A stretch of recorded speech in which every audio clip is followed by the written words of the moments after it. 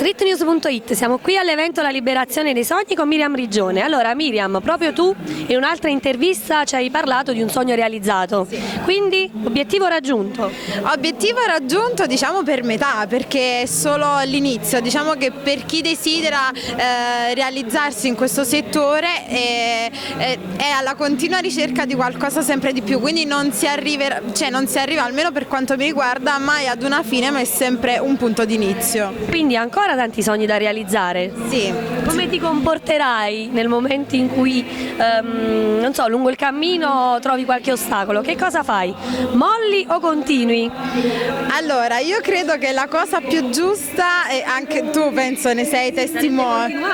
Esatto. No, non sempre è facile, soprattutto quando poi arrivano dei colpi che sono duri, però no, secondo me persistere sempre, crederci e non arrendersi mai.